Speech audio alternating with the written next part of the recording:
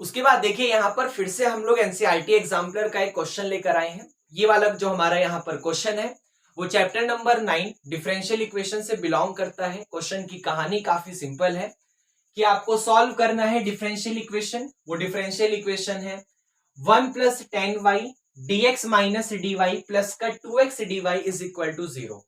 Basically जो ये exemplar वाली बुक है वो काफी अच्छे, जिसे कहते हैं ना हॉट्स टाइप के question, higher order thinking solution वाले जो क्वेश्चन या जो भी है वो उस टाइप के क्वेश्चन इसमें बिलोंग करते हैं। और इन क्वेश्चन को करने के लिए पहले ना आपको हल्का सा सोचना पड़ेगा, ऐसा नहीं हो सकता आप इसके किसी भी क्वेश्चन को उठा लीजिए। हम लोग जितने भी क्वेश्चन कर रहे हैं प्लेलिस्ट का लिंक मैं डिस्क्रिप्शन में डाल दूंगा, आप किसी भी क्वेश्चन को उठा लीजिए, आपको कम से कम वहां पर 3 से 4 सेकंड तो सोचना पड़ जाएगा स्टार्टिंग में कि आप क्या कर सकते हैं।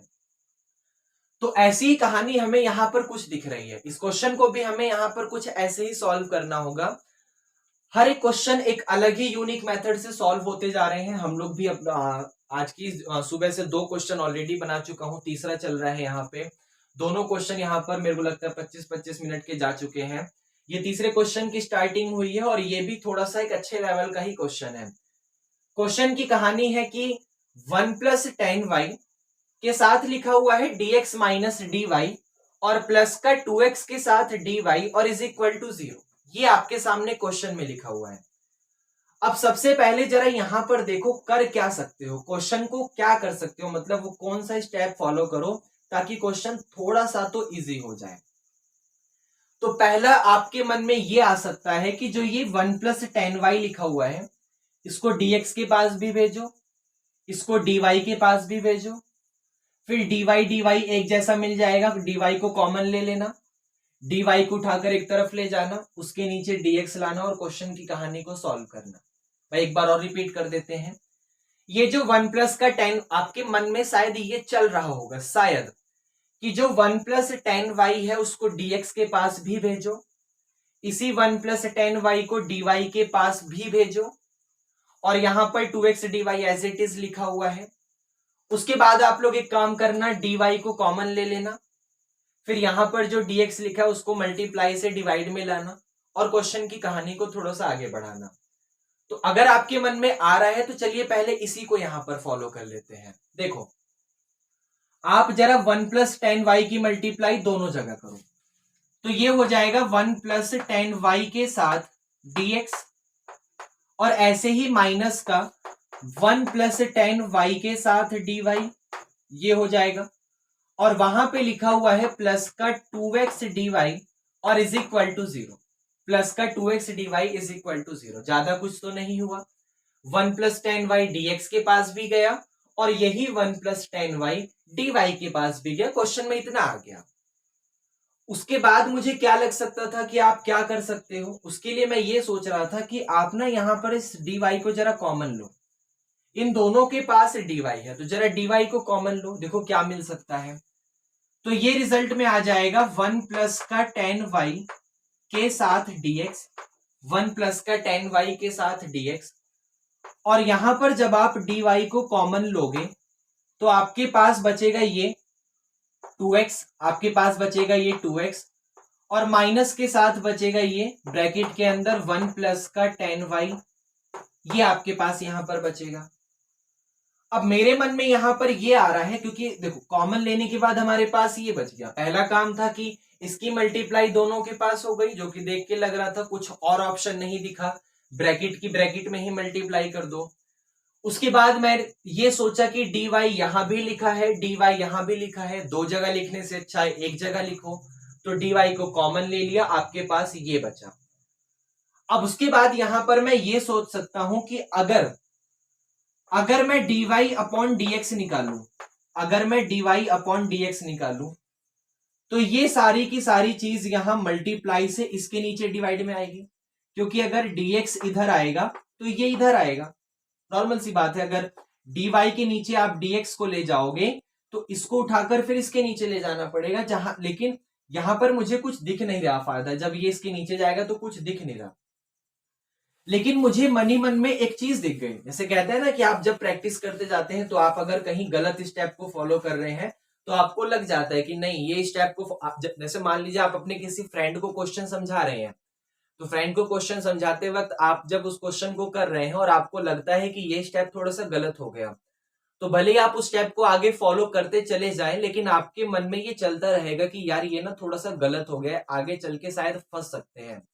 भले आप इस स्टेप को और आगे करते जा रहे हैं, कुछ नहीं मिल रहा तो मल्टीप्लाई कर रहे हो, डिवाइड कर रहे हो, लेकिन मन में चलता रहता है कि यार कुछ तो गलत हो जा रहा है यहाँ पर, इस स्टेप में आगे चल के कहीं ना कहीं फंस सकते हो। तो ऐसे ही जब मैंने ये सोचा ना कि मैं अगर dy के नीचे इस dx को उठा के लाता हूं, तो यहां पर 1 प्लस 10y के नीचे मुझे उस 2x माइनस 1 प्लस 10y को लाना पड़ेगा, और यहां मुझे लग रहा है कि कुछ मिलेगा नहीं, आगे चल के मैं कुछ कर नहीं सकता।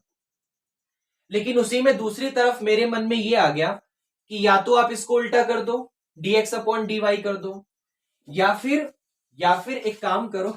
अच्छा, आप कभी सोचते हो मैं यहां पर ऐसे हाथ डाल के क्या निकाल लेता हूं, भाई अलमारी है यहाँ पे, तो या फिर आप ये सोच सकते हो या फिर आप यहां पर अगर dy बाई dx, क्योंकि देखिए उससे कुछ मिल नहीं रहा, इसके लिए मैं क्या करूंगा, dy बाई dx को नहीं, मैं उल्टा चल के dx अपॉन dy को फाइंड करूंगा। मैं dy को इसके नीचे उठा के लाऊंगा, तो अगर dy इसके नीचे आएगा तो ये जो 1 प्लस 10y है ना, ये 1 प्लस 10y इसके नीचे जाएगा, तो कहानी में रिजल्ट आ जाएगा 2x के नीचे भी 1 प्लस 10y, और वहां पर माइनस का 1 प्लस 10y के नीचे भी 1 प्लस 10y। आपके पास ये कहानी आ जाएगी, भाई इसके नीचे भी ये आ जाएगा और इसके नीचे भी ये आ जाएगा।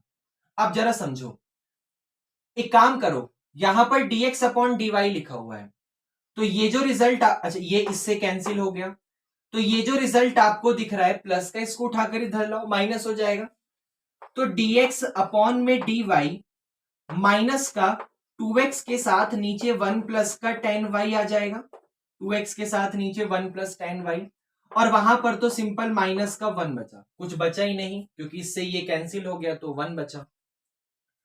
अब उसके बाद ये क्यों करा, यहां से हमें क्या पता चल रहा है समझना। ये इक्वेशन ना 9.6 में टोटल 2 मेथड है।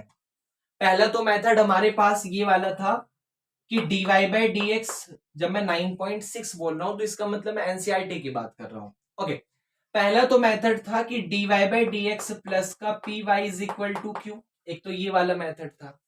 लेकिन यहां dx अपॉन dy है, तो dx अपॉन dy के लिए इक्वेशन थी dx अपॉन dy प्लस का px और इज इक्वल टू q।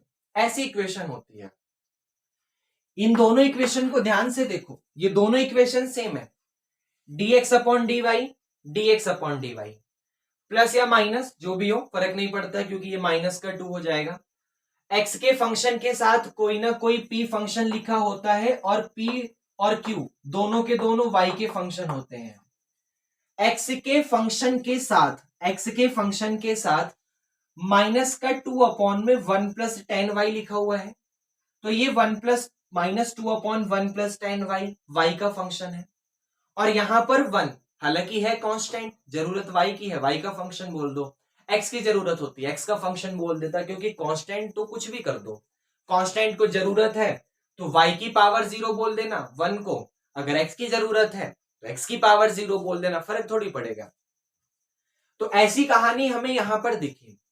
अब इस टाइप के डिफरेंशियल इक्वेशन को आप कैसे सॉल्व करते थे, इंटीग्रेटिंग फैक्टर वाला मेथड लगाते थे। क्या करते थे हम लोग ना, पहले इंटीग्रेटिंग फैक्टर निकालते थे e की पावर में, इसका मेथड बता रहा हूं, इसका मेथड इंटीग्रेटिंग फैक्टर निकालते थे, e की पावर में इंटीग्रेशन करते थे p फंक्शन का y के रेस्पेक्ट में, p फंक्शन का y के रेस्पेक्ट में।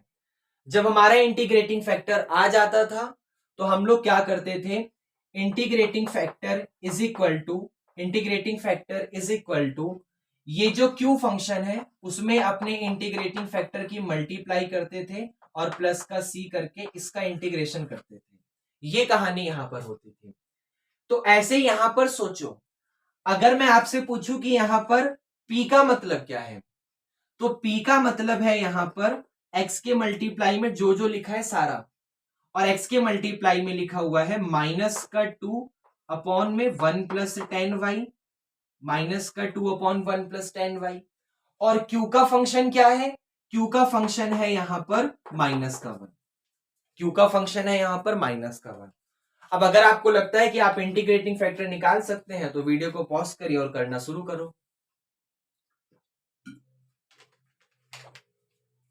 अगर लगता है कि आप इंटीग्रेटिंग फैक्टर निकाल सकते हो तो पॉज करके स्टार्ट करो, अदरवाइज हम लोग यहां सॉल्व करते हैं, इस पोर्शन को रफ करते हैं। इसका इंटीग्रेशन थोड़ा सा अच्छा होने वाला है, थोड़ा सा ही अच्छा है, ज्यादा अच्छा नहीं है, सुनना ध्यान से। आपके पास p की वैल्यू आ गई, आपके पास q की वैल्यू आ गई। क्वेश्चन में यहां तक क्या हुआ, इसकी मल्टीप्लाई इन दोनों में हुई, ये हो गया, dy कॉमन लिया, ये आ गया।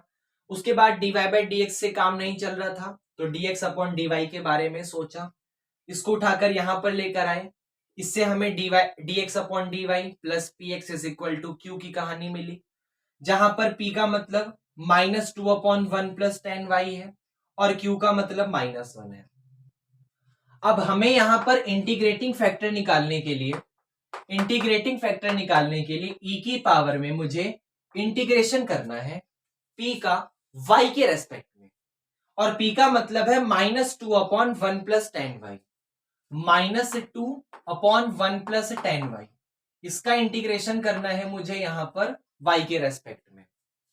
एक काम करता हूं, इसका इंटीग्रेशन यहीं पे करते हैं। चलो कैसे करोगे इंटीग्रेशन, जरा इसके बारे में सोचो। -2 अपॉन 1 प्लस 10y है, तो माइनस तो कांस्टेंट है, उसको बाहर ही बुलाओ।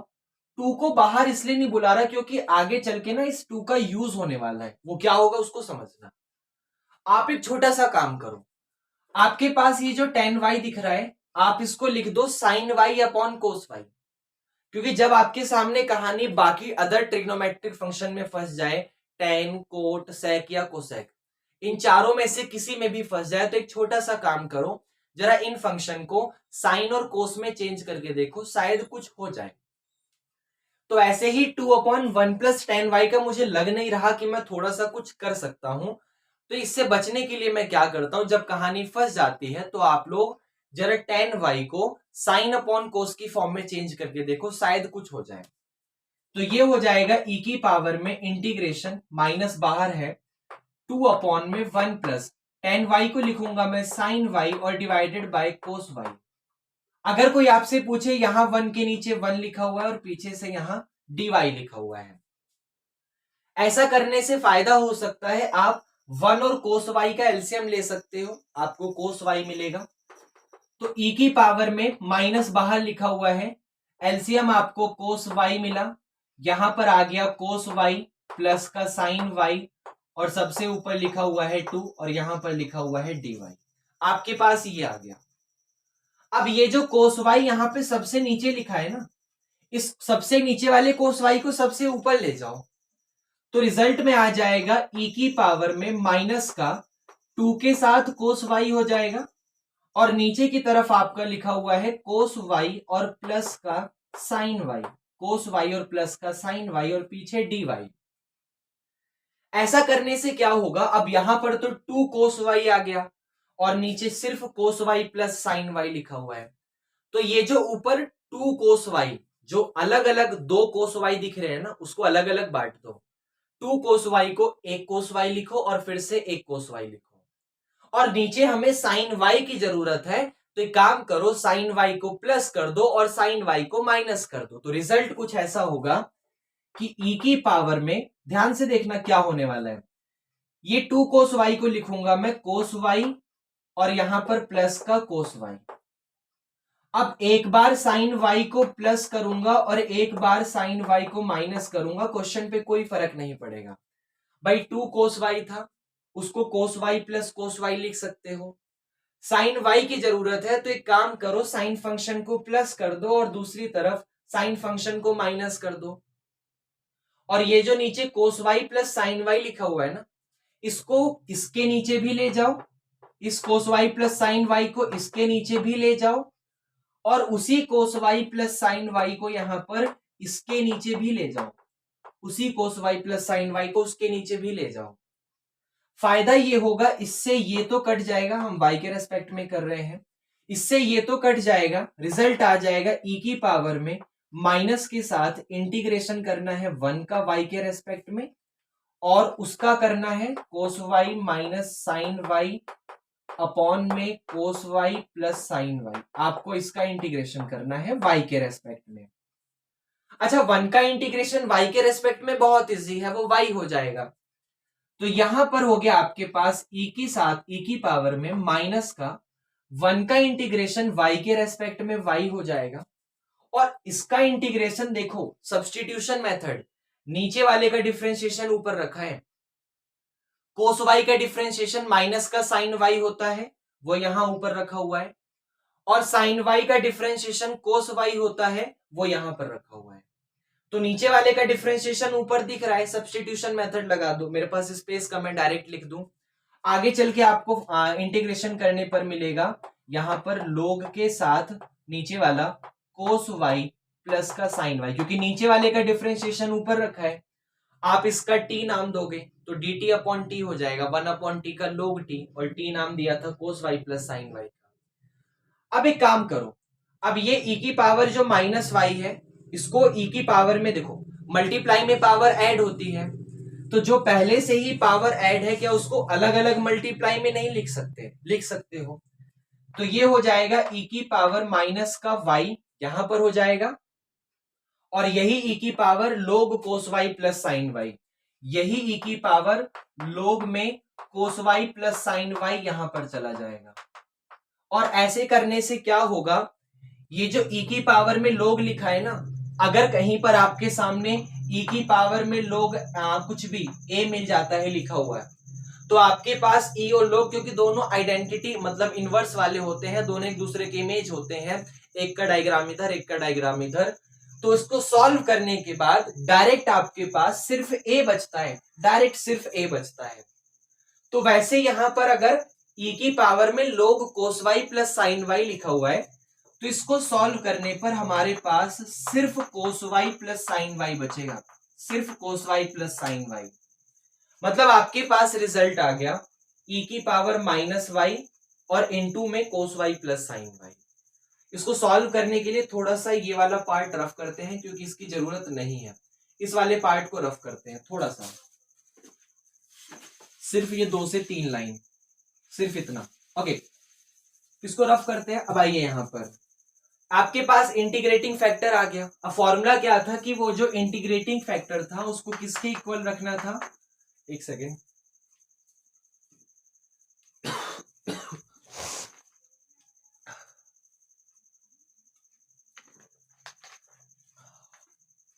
सॉरी मेरे को यहाँ थोड़ा सा अजीब सा लगा, सॉरी। तो आपके पास इंटीग्रेटिंग फैक्टर आ गया, तो फॉर्मूला क्या था कि अगर आप यहां पर dx अपॉन dy कर रहे हैं, तो x इंटू में integrating factor is equal to integration के अंदर q मल्टीप्लाई में इंटीग्रेटिंग फैक्टर, इसका इंटीग्रेशन करना है और बाद में c लगाना है। ये हमारे पास रिजल्ट था। जो इंटीग्रेटिंग फैक्टर हमारे पास आता है उसको उठा के हम लोग यहां पुट करते हैं। तो x तो हमारे पास एज इट इज रहने वाला है, इंटीग्रेटिंग फैक्टर की जगह e की पावर माइनस वाई, और बाहर की तरफ लिखा हुआ है कोस वाई प्लस साइन वाई, और यहां पर इंटीग्रेशन के अंदर q का मतलब है माइनस का 1, और वो लिखा हुआ है हमारे पास e की पावर माइनस वाई के साथ कोस वाई प्लस साइन वाई, और बाहर हमारे पास dy, और यहां पर प्लस का c। अब ये तो एज इट इज रहता है, लेकिन ना हमें इसका इंटीग्रेशन भी करना है, इसका इंटीग्रेशन भी करना है। अब इसके इंटीग्रेशन करने में मेरे पास ये दिक्कत है कि यहां ना e की पावर में माइनस का y लिखा हुआ है। अगर सोचो यहां पर ये दोनों माइनस नहीं होते, ये वाला माइनस भी नहीं होता और ये वाला माइनस भी नहीं होता, तो e की पावर में ये जो कोस वाई प्लस साइन वाई लिखा हुआ है, इसको चाहूं तो मैं e की पावर में sine y plus cos y भी लिख सकता हूं, ऐसे भी लिख सकता हूं। और ऐसा करने से फायदा ये होता कि साइन का डिफरेंशिएशन कोस में बगल में रखा हुआ है। तो यहाँ पे 7.6 में 2 मेथड थे, पहला तो प्रोडक्ट रूल था और दूसरा ये वाला था e की पावर में fx plus f dash x, ये वाला मेथड था 7.6 में, e की power fx plus f dash x, जिसको सॉल्व करने पर हमारे पास डायरेक्ट e की पावर x के साथ fx आता था, ऐसा मेथड था।